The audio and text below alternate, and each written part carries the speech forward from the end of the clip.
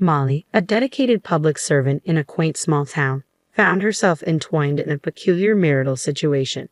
8 years ago, she tied the knot with Michael, her fellow public servant. However, their careers demanded constant relocation, forcing them to lead separate lives despite being husband and wife.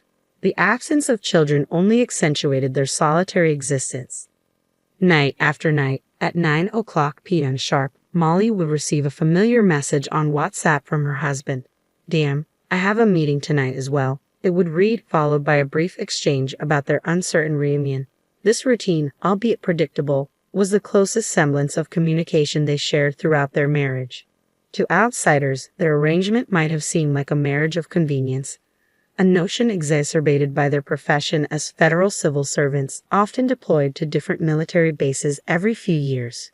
Yet, within their circle, such separations were the norm rather than the exception. 2 years ago, during one of their fleeting WhatsApp conversations, the topic of purchasing an apartment in Molly's hometown of Jackson, Mississippi arose. Hopeful yet resigned, they entertained the notion of cohabitation should fate allow. Their dialogue, though terse, hinted at underlying sentiments of longing and uncertainty. When Molly finally acquired an apartment in Jackson, she did so with a dual purpose: to be closer to her roots and to potentially share a life with Michael should their paths align. The prospect of finally living together after years of separation flickered like a distant beacon of hope. Then, one day, amidst the usual silence of WhatsApp notifications, Michael's voice broke through the monotony with an unexpected phone call. The deviation from their routine caught Molly off guard, prompting a brief exchange about his parents' upcoming visit. Despite the shift in communication medium, the warmth Molly had yearned for remained elusive in Michael's distant demeanor. As Molly hung up the phone, she couldn't help but wonder, when was the last time they truly felt like a couple? "Since our wedding, it feels like an eternity since I last saw my in-laws." With Michael's nomadic career taking him all over the country and his parents settled in Eugene, Oregon, opportunities for reunions are rare. But now, with their impending visit to my hometown of Jackson, Mississippi, I'm determined to make it memorable. I eagerly offered to be their guide, eager to showcase the charm of Jackson. As we exchanged pleasantries upon their arrival, I couldn't shake the feeling of the vast distance between our lives. "Molly, long time no see. How have you been?" my mother-in-law greeted me warmly. "I'm doing well, thank you," I replied, masking the ache of separation. "Michael has been living alone for a long time. Sorry for not being able to meet up," she continued, acknowledging the chasm between us. "Don't worry, we're kind of like air to each other." "Yes, that's what we were to each other, Michael and I, for better or worse," I confessed, a bittersweet smile playing on my lips. Seizing the opportunity, I proposed a day out, suggesting we explore the Windsor ruins, a local marvel. As we marveled at the majestic remnants, my father-in-law drew parallels to their beloved Shelton Murphy Johnson house in Eugene, reminiscing fondly about their hometown. Despite the allure of the ruins, I sensed a yearning for familiarity in their eyes. And so, our adventure continued with visits to the petrified forests and other local gems. My mother-in-law, captivated by the city's charm, began entertaining the idea of a longer stay. "I've fallen in love with Mississippi. Thank you, Molly. Would it be all right if I stayed here for a while?" she asked, her sincerity touching. "Of course. I'm usually not home during the day, so I'll give you a spare key," I offered, touched by her newfound affection for my city. Days turned into a week, and still, my in-laws showed no signs of departure. Faced with their reluctance to leave, I mustered the courage to make a proposition. "Well, if you like it that much, I can lease it to you for $600 a month," I proposed, hoping to bridge the gap between our lives even further. "I can just stay at my folks' house in the city in the meantime," I suggested, hoping to ease the tension. Upon hearing my proposal, my father-in-law's anger erupted like a sudden storm. "What on earth are you thinking, asking family for money to lease? You should let us use it for free," he exclaimed, his frustration palpable. Struggling to defuse the situation, my mother-in-law intervened, her soothing words offering a temporary reprieve. But beneath the surface, unease lingered. Seeking a compromise, I suggested, "How about this? You can just cover the costs of utilities you use, electricity, water, and gas." In the second week of their stay, amidst the routine of work, an unexpected call disrupted my day. "Hello?" I answered, puzzled by the untimely interruption. This is Brian, the Front Hills property manager. We received a call from the folks downstairs reporting a water leak from your apartment.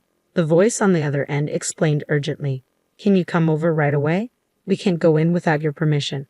Balancing my responsibilities at work with the urgency of the situation, I finally seized the opportunity during my lunch break to investigate the matter.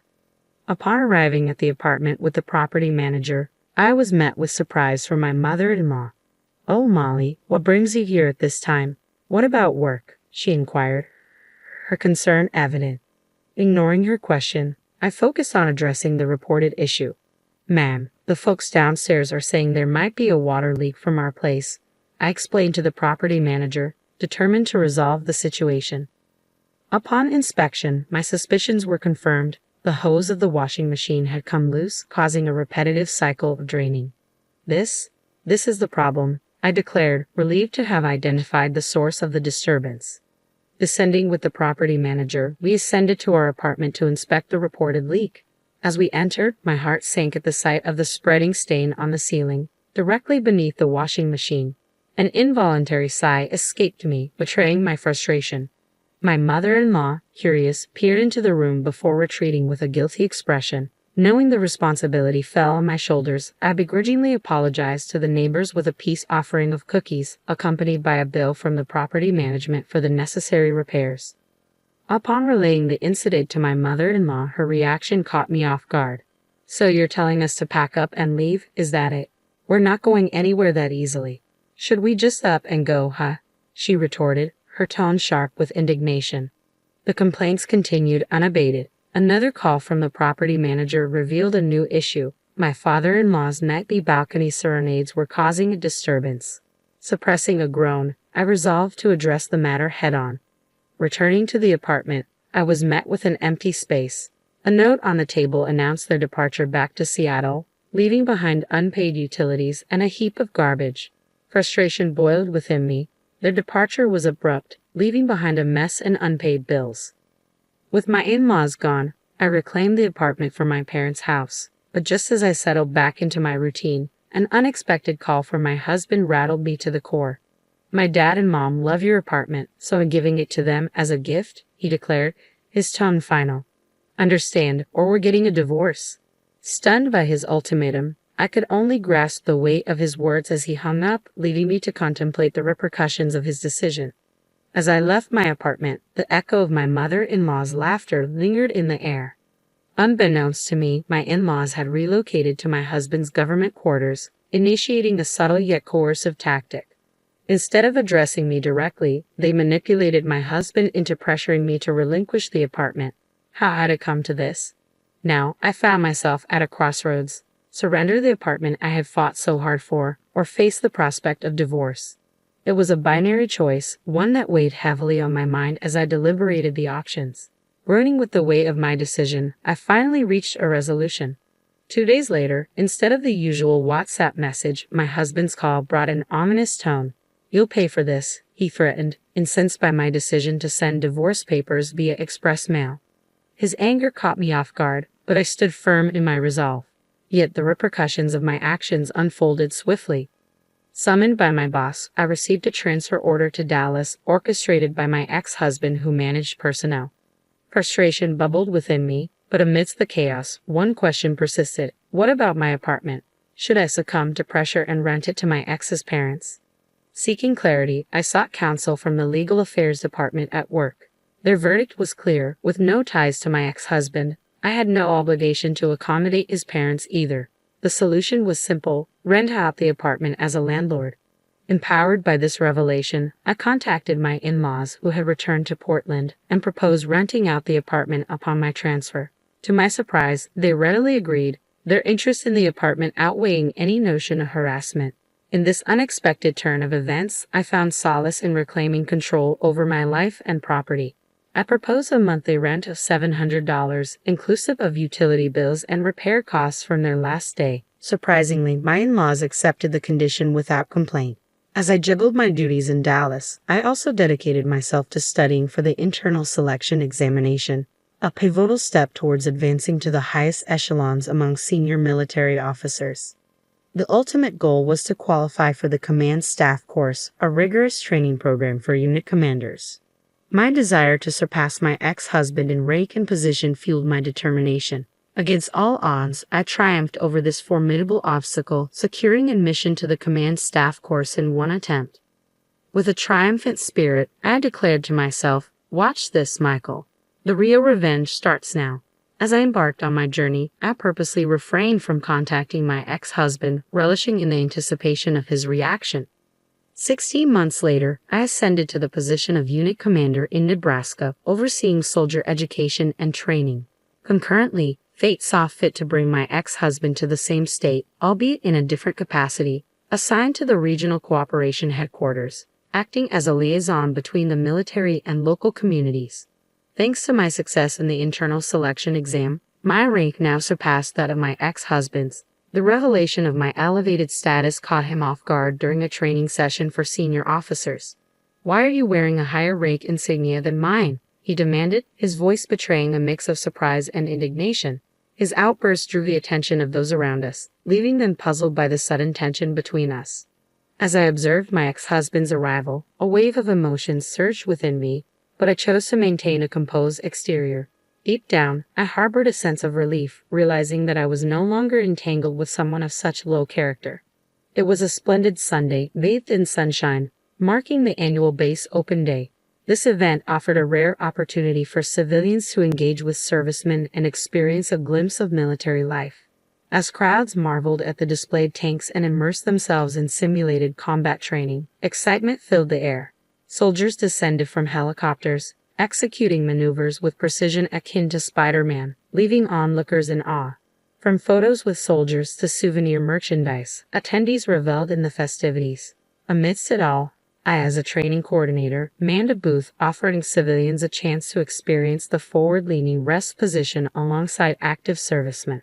In the midst of this bustling atmosphere, my ex-husband made an unexpected appearance, accompanied by members of the Parents Association. The sight reignited the suppressed emotions I held towards him and his family, stoking the flames of revenge within me.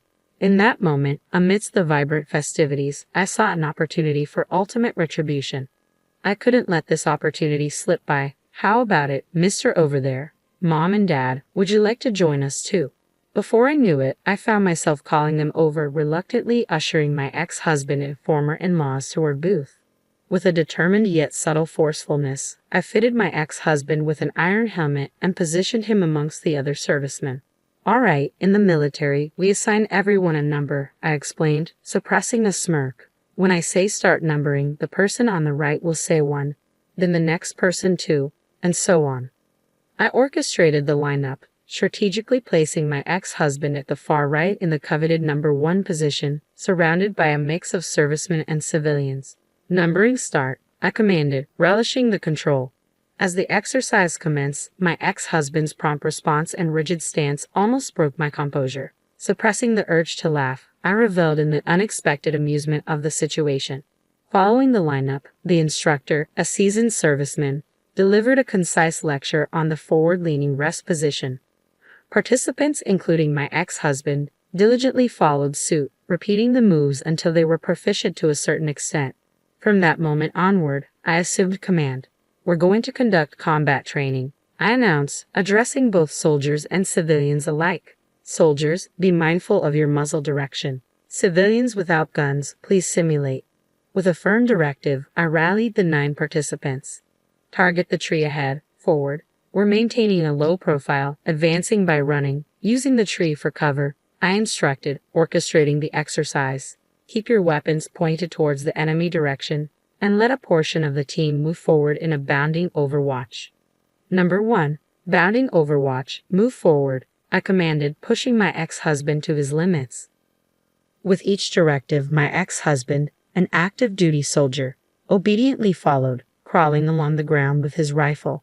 Amidst the spectacle, laughter erupted from the crowd, unaware of our personal dynamics. To them, it was merely an amusing display of a female commander directing a male soldier. However, my ex-husband's parents wore grimaces, perhaps realizing the reversal of power dynamics. In the hierarchical world of the military, my ex-husband had always asserted dominance, both at work and in private.